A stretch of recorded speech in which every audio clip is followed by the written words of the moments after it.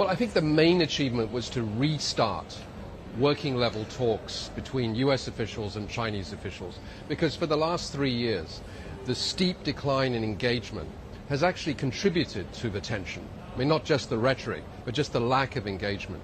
So this green light to restart engagement on a whole variety of levels, and particularly climate change, which is, I think, going to have the biggest impact on all of us, is a very good step forward. That doesn't mean to say, as they both said, that they're going to back off from the competitive, sometimes confrontational rhetoric, but they will restart engagement, and that's the best news. You know, Sri and I were talking about this, what Biden was referring to, practical implementation and execution, how to manage this increasingly difficult relationship, setting up task forces or committees or whatever they end up being called, right, on both sides to manage the relationship across all the sectors of conflict, right?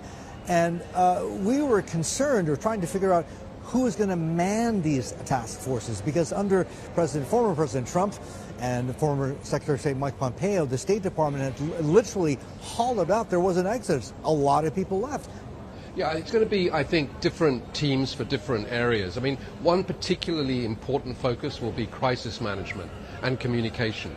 And I think the problem there has been that the US military has wanted to engage, but the Chinese military engages on a different level. And so hopefully those levels will be aligned, and they can have a constructive discussion about the very close proximity in which both the Chinese armed forces and the US military are now engaging in the same area, because I think that's the most critical thing. In climate change, for instance, I think John Kerry is a very good interlocutor, and I think he's able on his own to engage, and that's a very important priority. But you're right, at a whole variety of levels, there has been a disconnection between the Chinese Foreign Ministry and the US State Department, and that needs to be reconnected. Is it a concern, or at least a challenge, that at the very highest levels, Secretary Blinken, also Jake Sullivan, the National Security Advisor, both of them are Atlanticists. They're not China guys or China hands, all right?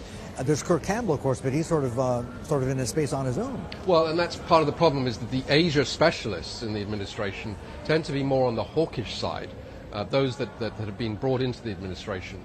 And I think those who in Washington are seen as slightly less hawkish are often kept on the sidelines because people worry that they're having too friendly a conversation with China. So that has to change.